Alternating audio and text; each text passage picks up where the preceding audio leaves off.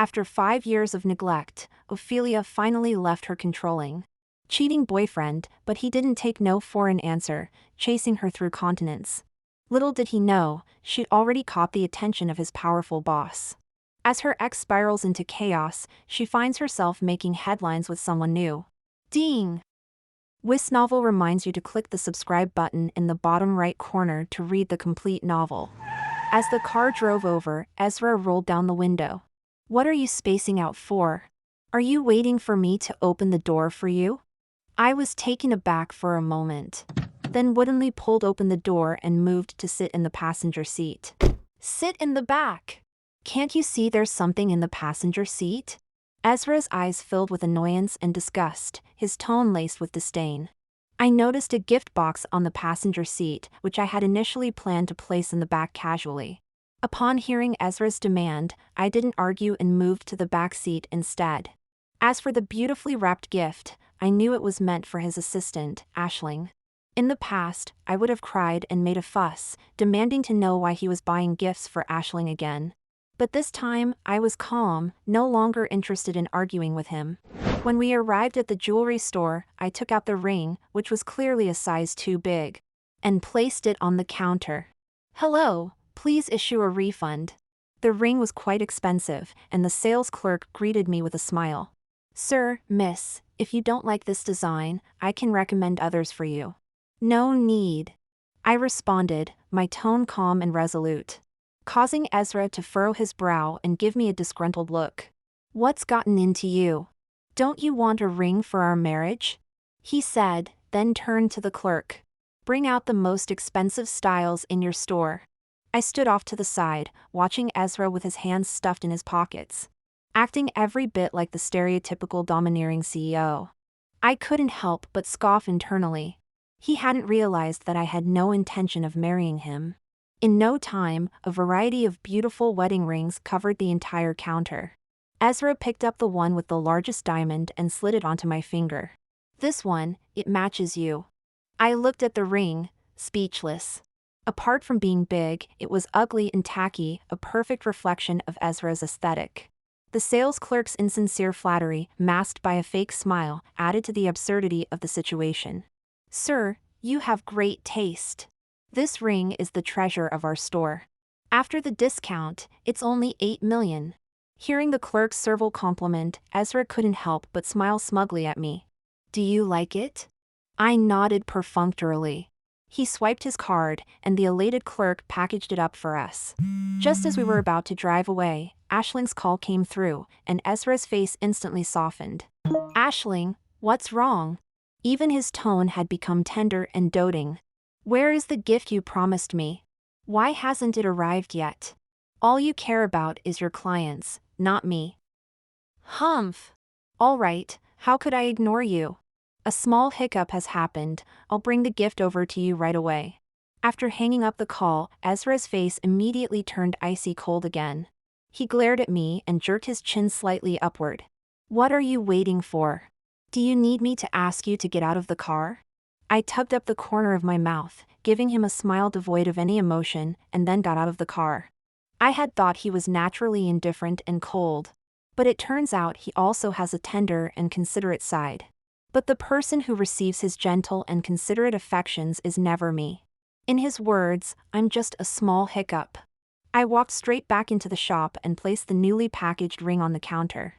I want to return this. I don't want it anymore. Huh? Why? Your fiancé seems very fond of you. He didn't even blink an eye when buying such an expensive ring. The shop assistant looked at me with a confused expression. I could only manage a helpless smile. I'm not marrying him anymore. Under the astonished gaze of the sales clerk, I walked out of the jewelry store empty-handed. Upon returning home, I immersed myself fully in the bathtub until my skin turned pale, only to get out feeling lifeless. Looking down at my still flat belly, I sighed, uncertain about what to do with this child. It was almost dawn when I finally drifted off to sleep in a daze. Just after I had fallen asleep, I heard the sound of the door being unlocked, followed by Ezra's cold voice echoing in my ear. Why didn't you answer the phone last night? I was taken aback. Ezra never told me when he'd be back, no matter how late or whether he'd be back at all. Even when I reached out to him with calls or texts, he always showed impatience and eventually chose not to respond. Last night, I knew he was with Aisling, unexpectedly. He thought about calling me, which was quite rare. Oh, I might have fallen asleep. Ezra sat down by the bed, his expression gloomy as he pondered over something. After a while, he abruptly asked, "What happened to the pair of kissing dolls?" He was referring to the clay figurines of two kissing dolls we had made together when we first met. For years, they had been a symbol of our love and were always placed on the bedside table. I accidentally broke them last night and threw them away. Ezra's brows furrowed slightly. He was about to say more when his phone chimed with an incoming WeChat message. He quickly glanced at it, then immediately stood up with a tense expression and headed out. As he reached the door, he noticed I hadn't rushed over to help him with his shoes or see him off as I usually did. He glared at me. "Do I feed and clothe you so you can act like royalty? Don't you have any sense of initiative?" I still lay on the bed, unmoving, and retorted with a tone full of mockery. "If you're looking for someone to take care of you, why not hire a nanny? What's the point of marrying a wife, then?"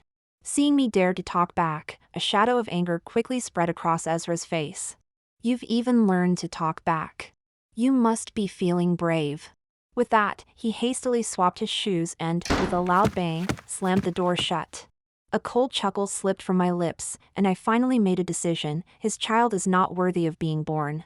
After Ezra left, I turned on my computer and organized a resume that hadn't been updated in a while. Originally, I studied jewelry design and was a top-notch designer for a well-known brand. Ever since I got together with Ezra, he made me quit my job on the premise that he didn't want me to be overworked. I was so in love that I took his overbearing selfishness as care for me. In just 5 years, he had already grown impatient with me, constantly reminding me that he was the one keeping me afloat. I had had enough. In the afternoon, I received an interview invitation at the Heinz Commercial Building.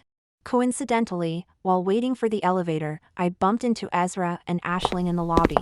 At that moment, Aisling was sweetly holding onto Ezra's arm, resting her head on his shoulder. "What kind of gift are you planning to buy for me once the business deal is successful?" Ezra lovingly pinched Aisling's chin with a look of unconditional adoration. "All you know is asking for gifts." "Of course, I'll buy you whatever you want." Finally, they noticed my presence, and Ezra's face turned cold. "What are you doing here? Are you following me?" "I'm here for an interview." My face was impassive, not wanting to engage in any unnecessary conversation with this man. A trace of indignation immediately surged onto Ezra's face. "A job interview? Didn't I tell you that you don't need to work? Can't I afford to support you, or are the living expenses I provide not enough?" I simply stared at him silently, a cold smile tugging at the corner of my mouth. "It's because I don't want people to think that not having a job means sitting around. Nor do I want to hear the criticism of not making an effort." Ezra's complexion stiffened somewhat, at a loss for words. Aisling, blinking her large, innocent eyes at me, was playfully shaking Ezra's arm. "Brother Ezra, don't be so cold to Sister Ophelia," she cooed. "She needs care and affection just like me." The elevator arrived, and I forcefully suppressed the nausea to squeeze in with these two. "Oh my, Brother Ezra, it's so packed. I'm practically squeezed into your arms." Ezra glared at me, then forcefully pushed me to one side before assertively pulling Aisling into his arms. "There, no one is squeezing you now." When we reached the 15th floor, Ezra, with Aisling in his embrace, stepped out of the elevator. I glanced at the location of the recruitment office and followed them out as well. Ezra instantly halted his steps, his face wrought with displeasure as he glared at me, his eyes filled with scorn. "Don't tell me the company you're interviewing with just happens to be on the 15th floor? Yes, quite the coincidence." Ezra gave me a stern warning with his eyes, then turned around and strode away. What a coincidence, it was the jewelry company named Fashion Paris. The very place I was going to have an interview. When I followed Ezra into Fashion Paris one after the other, Ezra mocked. "You? A housewife who's been idle at home for 5 years? If you could pass the interview, I'll bark like a dog." "Really?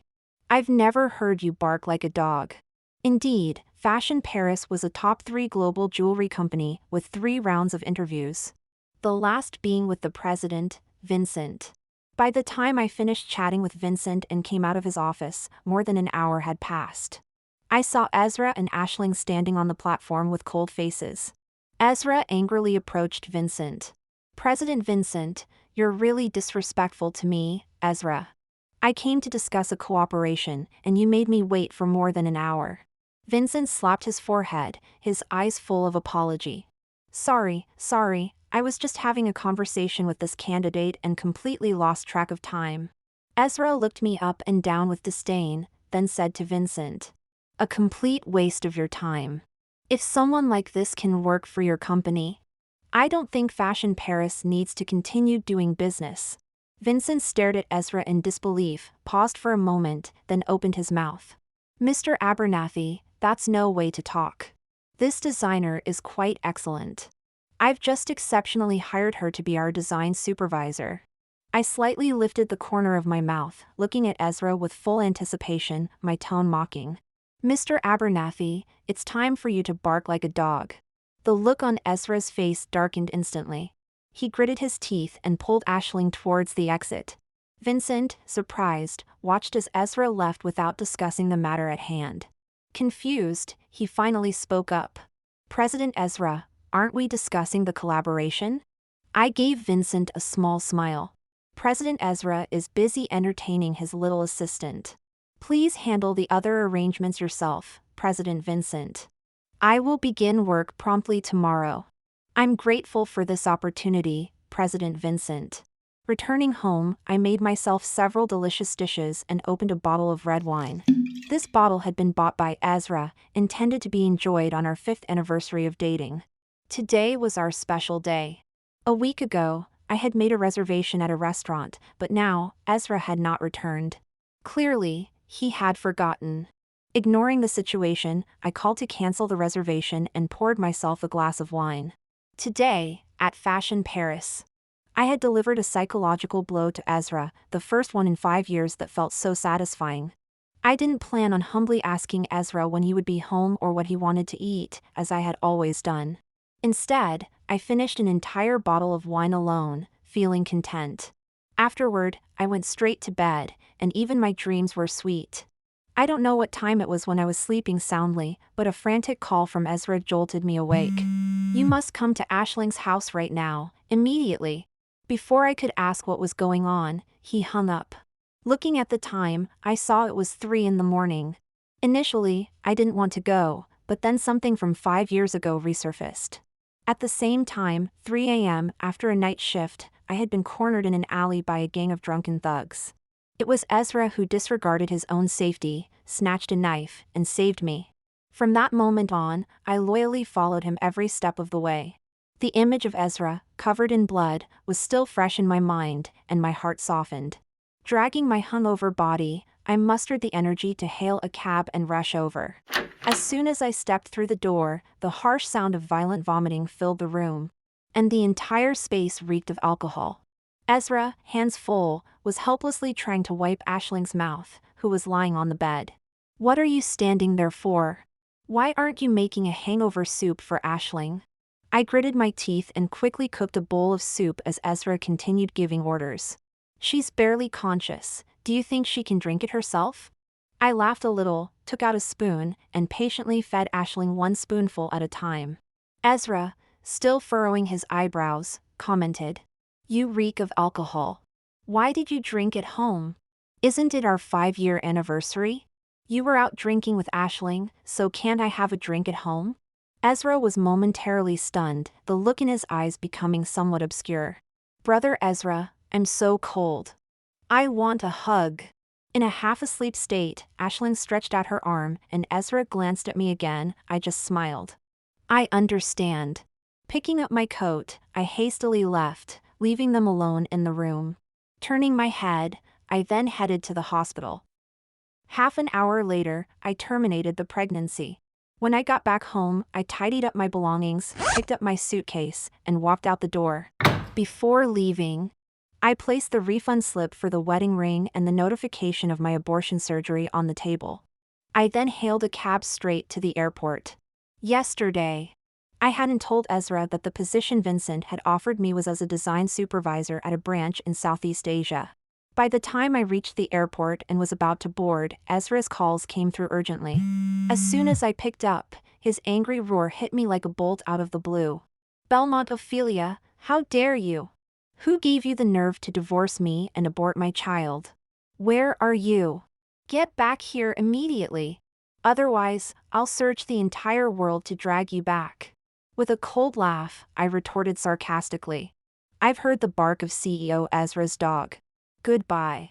I hung up the phone right away and switched it off. At noon, the plane landed at Orlando International Airport. The muggy, humid air hit me in the face, making me realize that I had arrived in an entirely new world. I went directly to the branch office to report, then to the dormitory arranged by the company. As soon as I settled in, my best friend, Livia, called. "What's going on, Livia? I saw that you called me 5 times. Is there something urgent? Where on earth have you run off to, Ophelia? Your phone is off, and you failed to reply to any messages. Do you know that Ezra has been frantically searching for you?" My tone calmed. "Yes, I know. That's why I don't want him to find me." "Well, forget about that.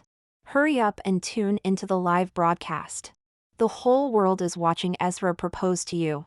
It's so grand and romantic, it's unbelievable." At that, I was stunned. The scene of Ezra's proposal to me was something I had fantasized about for 5 years. Every time, he said it was too cliched, it wasn't the formality that mattered, but the emotions between two people. So, the only exception was that night when I kept insisting. He casually got down on one knee in front of the bed and asked me to marry him. He had never formally proposed. For this, I threw tantrums and acted out, trying to persuade him to give me a proper ceremony, but to no avail.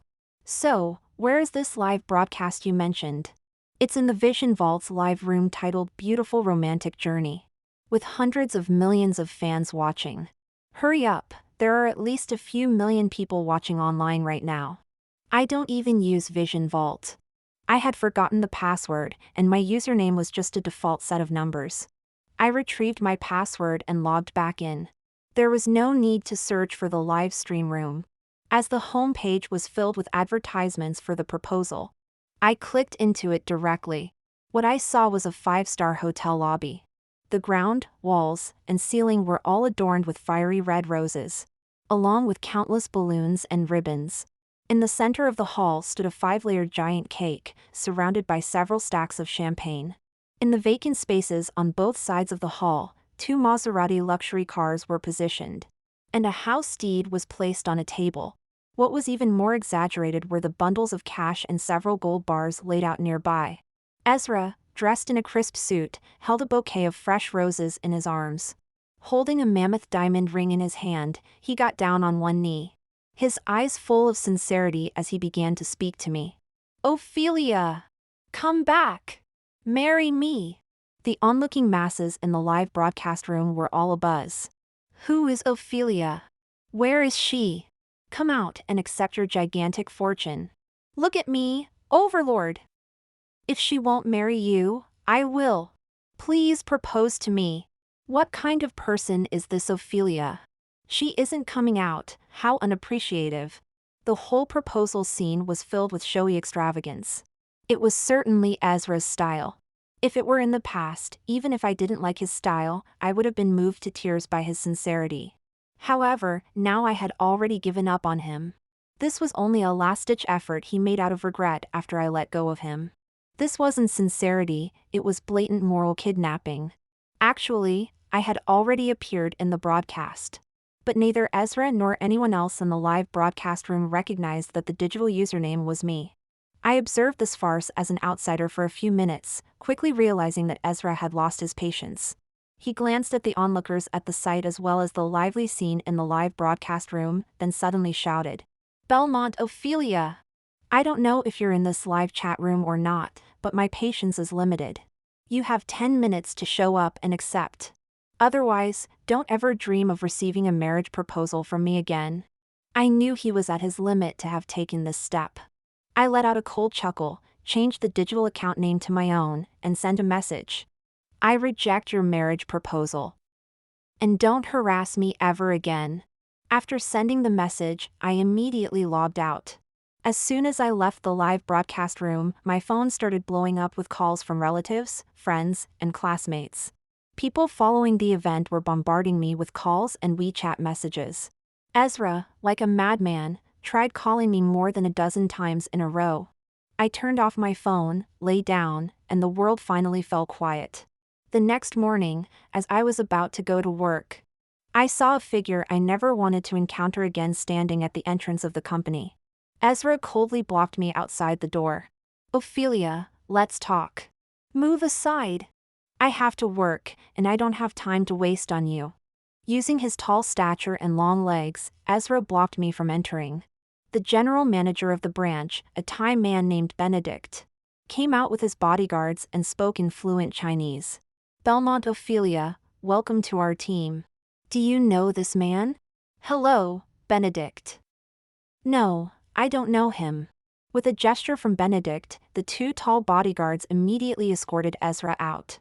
On my first official day at work, I had many workflows to understand and learn. I was busy until late. Unexpectedly, on my way to the subway station, I was stopped by Ezra again. I glared at him with disgust. Ezra, are you particularly idle? Clinging to me like a leech, is it fun? Ezra's expression darkened, his eyes cold, staring at me like venomous snakes. Why? Why did you abandon me and abort my child? Why did you publicly reject my proposal in the live broadcast room? I laughed coldly. President Ezra, you've become so used to being a tyrant that you've forgotten those are all my rights as a citizen. Questioning me so aggressively, may I ask, who are you? What kind of right do you have over me? Ezra looked at me, surprise flashing in his eyes, but his anger only grew. Belmont Ophelia! You weren't like this before. Didn't you love me to the core, saying your life was mine? Things have changed. I don't love you anymore. Is that not allowed? Ezra looked at me in disbelief, then suddenly laughed. Look at you, a 30-something housewife still thinking you're a lively young girl in her 20s. Apart from me, what man would want you? I laughed too. I haven't been desperately seeking any man's approval. Why? Don't I deserve to live on my own? Seeing my indifference, Ezra anxiously ran a hand through his hair. He was silent for a moment before he spoke again. Enough. Stop this nonsense. The whole world knows about my proposal to you. Let's go home. No, Ezra. I hope you hear this loud and clear. I don't love you anymore. I won't marry you again. With that, I brushed past him and walked straight into the subway station. I thought that Ezra would accept my decision and return to his home country immediately. Unexpectedly, early the next morning, he was blocking me at the entrance of the company dormitory. What on earth are you trying to do? I can call the police for this behavior. Ezra's hair was messy, and there were dark circles under his eyes. He had probably slept poorly last night. Ophelia, I apologize for forgetting our 5-year anniversary. It was my fault. Here, I picked this out carefully as a gift to make up for my mistake. He pulled a delicate box from his pocket and opened it in front of me. Inside was an emerald necklace. Judging from its appearance, it looked exorbitantly priced. Suddenly, I realized the necklace seemed familiar. Then I remembered a WeChat post by Aisling from 2 days ago. This emerald is nice, worth 10 million, but it's a shame that money can't buy what I really want. The attached photo showed Aisling holding the necklace carelessly between her fingers, a look of disdain in her eyes. I laughed. It turned out this was just something his mistress didn't want. To this day, he still doesn't realize that my anger wasn't mainly because he forgot our 5-year anniversary. What truly hurt was that on that day, he was with Aisling. And even after she got drunk, he treated me like a servant, summoning me with a phone call in the middle of the night to make soup to help sober her up, and even expecting me to feed it to her. Even if I could humble myself and forgive every single wrong, I'm not so pathetic as to serve an adulterer. I let out a cold laugh and turned away. Thank you for your gift, but anything that's been touched by Aisling is distasteful to me. With that, I locked the door and headed toward the subway station. Ezra followed me like a shadow. There was a porridge stall on the roadside, emitting a tempting aroma. Chin Houhan bought me a cup. Eat breakfast before you work. It's fish porridge, I remembered you like it, so I added extra green onions. Ezra is very particular about his food and absolutely forbids adding green onions to any dish. But for me, it's the exact opposite. I love adding green onions to whatever I eat. Especially in savory porridge, I would add handfuls. The first time I added green onions to seafood porridge without asking him, Ezra absolutely lost it. After that incident, green onions ceased to exist in our house. I hadn't eaten green onions for a solid 5 years. Today, however, Ezra showed me an unusual bit of tolerance and thoughtfulness by offering porridge with green onions. It was indeed a novelty. I didn't accept the porridge, but simply looked at him and sighed. Thank you for your kindness, but now, I no longer have an appetite for green onions. Unexpectedly, Ezra suddenly became angry. He tossed the porridge furiously into the trash can, gritting his teeth and roaring at me in a low voice. Belmont Ophelia! I've put up with you enough over the years. Stop pushing your luck. I knew long ago that you disliked Aisling, but she's the daughter of my father's comrade. I have to look after her. I watched wordlessly as Ezra gave in to his fury, furrowing my brows. So, why are you tolerating me then? You could marry Aisling, couldn't you? Stop pretending. All this drama, isn't it just a ploy to push me into marrying you? Are you afraid Aisling will steal me from you? I've told you, I treat Aisling like a little sister. You're the one overthinking things. In the past, I didn't pay attention to the media's portrayal of certain men. Now, I finally have a clear idea of what people mean by male chauvinist. Isn't Ezra just that type of man? A man who, no matter what, only thinks of himself, never listens to others, and assumes he's always right. I met Ezra's eyes and spoke deliberately. Ezra, I don't love you anymore. And I won't marry you. Whatever you do has nothing to do with me. Do you understand? No. I don't believe it, Belmont Ophelia. Have you forgotten what you said to me initially? You said that since I saved your life, you would love me with all your heart. Now, I'm not asking for your life, just for you to marry me. Why won't you agree? Dealing with someone who can't understand a straightforward conversation is exhausting. I suppressed the anger rising within me. You once told me that when you saw me being bullied by a gang, you fell in love with my vulnerability at first sight. You risked your life to protect me and declared that I would be your only one. But you didn't fulfill your words either. We're all adults, Ezra. Cherish what you have when it's here, and let go gracefully when it's gone. Don't be a sore loser, all right? Ezra's imposing manner deflated, and he stared at me with a taut expression. Yes, I admit that I'm not as devoted to you as before. Aisling's arrival has caused some issues between us. But the situation between Aisling and me isn't what you think it is. But I really can't let go of her. Her father watched me grow up, and before he passed, he entrusted her to me. It's my responsibility. I checked the time. If I didn't catch the subway soon, I'd be late. You can fulfill your responsibilities, and I also have the right to make my own choices. I'm leaving, take care of yourself. As I stepped through the subway turnstile, Ezra's voice echoed from behind. Remember, don't regret turning me down. 3 months later, I returned to headquarters in my home country to report on my work. My position was somewhat unique. According to Vincent, my official post was at headquarters, but I was assigned to our branch in Orlando. As a result, every few months, I had to return home and report to Vincent. He explained that my main goal was to help him select and train local designers in Orlando. Once someone was capable of taking the lead there, I would ultimately need to return to headquarters. He had high expectations for me, hoping that I could assume the role of chief designer within a year. On the day I returned home, I reported to Vincent. And he was very satisfied with my work performance over the past 3 months.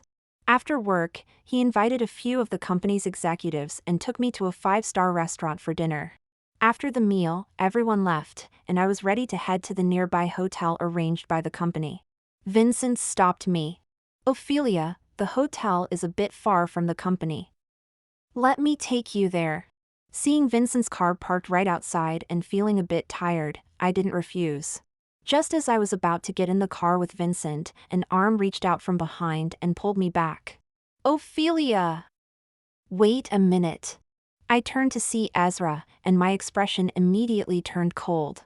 What do you need now? I'm sorry, Ophelia. I was wrong. I apologize. Please come back to me. I really can't live without you. I stared at Ezra, speechless, then replied brusquely. Are you ill, Ezra? Didn't I say we're broken up? Why are you still bothering me? I don't care. Just because you said you want to break up doesn't mean we're broken up. I don't agree. Come with me. Ezra, as if out of his mind, grabbed my arm, causing me to stumble. A strong arm caught me as Vincent forcefully pushed Ezra's hand off and spoke in a cold tone. Mr. Ezra, aren't you ashamed of harassing a lady at this hour? Keeping a straight face, Ezra looked at Vincent, gritting his teeth. I saved her life. I've been with her for 5 years, and we were about to get married. Who the hell are you? Vincent chuckled coldly. I didn't realize Mr. Ezra was so conceited. Are you deaf or dumb? Can't you understand that Ophelia said she has broken up with you? Get lost. This is none of your business. Suddenly, in a fit of anger, Ezra pushed Vincent. Vincent swiftly grabbed his arm and pushed him back. Ezra stumbled and fell to the ground with a thud. Suddenly, a giggling voice echoed through the scene. Ezra! Ezra, are you okay? Aisling appeared out of nowhere, running over to help Ezra up. How could you be so heartless, Sister Ophelia? Ezra came here because of you, and you let another man beat him up. Doesn't your conscience hurt? I looked with scorn at the pathetic pair, laughing coldly. Just because I'm on his mind, he thinks he can harass me? My boss helped me deal with a man disturbing me late at night, which is honorable and courageous. Do you have a problem with that? Or do you just enjoy being harassed by men? Ezra, look. Sister Ophelia is even scolding me. Why are you still clinging to her?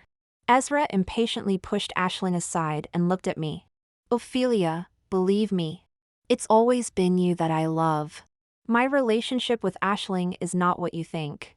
Fed up with Ezra's endless pestering, I clenched my teeth and held onto Vincent's arm. I already have a new boyfriend.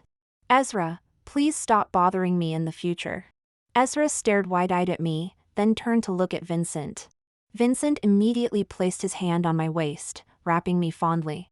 Together, we both looked at Ezra. Ah. Vincent, how dare you steal my woman? You're courting death. Ezra, seemingly possessed, balled his fists, intending to punch Vincent in the face. However, he had greatly overestimated his own strength. The tall and sturdy Vincent easily caught his wrist. With just a slight push, Ezra was sent staggering backward several steps, never managing to get close to Vincent. Refusing to admit defeat, Ezra charged again, only to be sent flying with a kick from Vincent. Ezra fell heavily to the ground and did not get up for a long time. Aisling, torn with worry, reached out to help him. Collapsing awkwardly on the ground, Ezra was unable to stand. Aisling remained by his side, her gaze fierce, glaring intently at me. Belmont Ophelia, you lowlife. Despite Ezra's honest feelings for you, you sneak behind his back to charm other men. Have you no shame? I'll kill you. I'll kill you, you waterborn, coquettish vixen. Aisling stretched out her long-nailed, claw-like hands towards my face. Out of impatience, I quickly grabbed her hand. With a few swift yanks, I broke all her false fingernails in one go. Aisling, stunned and horrified, stared at me and let out a shrill scream. Ah, my nails! This mad woman broke my nails. Ah. Aisling's screeches were annoying. Losing my patience, I slapped her across the face. Shut up! I just broke your fake nails, and you're acting like this? How foolish. Woo-woo. Ezra, get up quickly. Avenge me. She hit me. She even broke my nails. Aisling ran back to Ezra's side, screaming and dragging him to complain about her grievance. But Ezra kept a straight face and let Aisling shake his arm without saying a word. Gritting his teeth, Ezra finally struggled to stand, shook off Aisling, who was clinging onto him, and spoke to me. Ophelia, come back with me. I will send Aisling back to her hometown tomorrow, ensuring you will never see her again. Is that acceptable? I kept a straight face and replied indifferently. No need.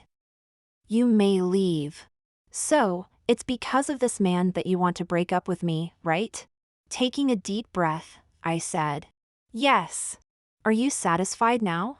Ezra gritted his teeth, then suddenly burst into an inexplicable laugh.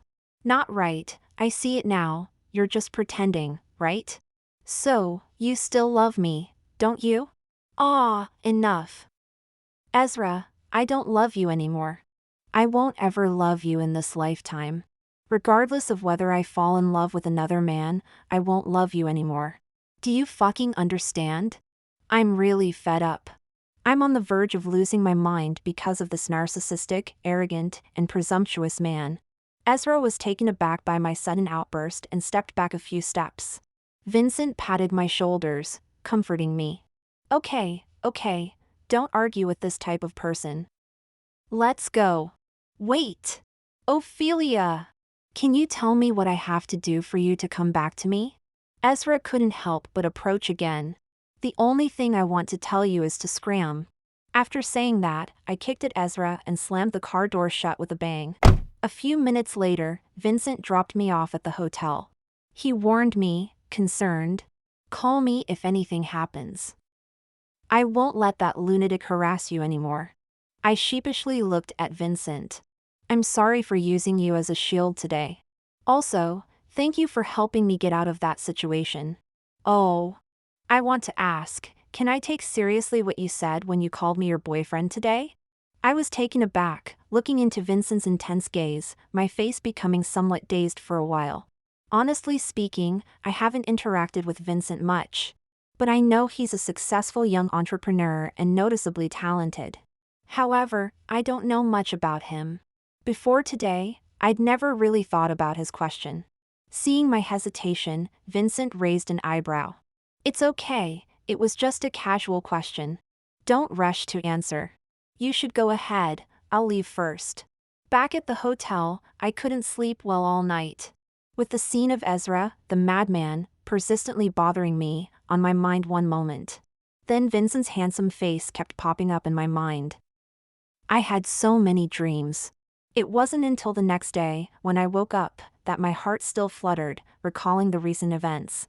I had to go to work today to discuss with the chief designer about a new jewelry series plan. Full of trepidation, I washed up and went downstairs. I was really worried that Ezra, that madman, would be waiting downstairs to harass me again. But fortunately, Vincent, not Ezra, appeared downstairs. I was genuinely surprised. President Vincent, why are you here? Of course, I'm worried that the madman will harass you again, so I'm here to be your guardian. I laughed a little hesitantly. Thank you, President Vincent. There's a good breakfast place nearby. I will take you there. As we were eating, Vincent looked at me and asked, Did you hear about what happened to Ezra? Huh? What's going on? Vincent showed me a news link. I clicked on it and was shocked. A man's corpse, disfigured and covered in blood, appeared on the screen. To my horror, it was Ezra. In another picture, Aisling was handcuffed, her body covered in blood. It turns out that Aisling was so unhappy that Ezra was planning to send her back to her rural hometown that she lost control and used a fruit knife to stab Ezra to death. Quietly, I shot Vincent a disgusted look. Hey, we're eating. Why would you show me such a gory thing, President Vincent? I've lost my appetite. Then you can have it packed to go. I stayed at the head office for a week. When I was leaving, Vincent personally took me to the airport.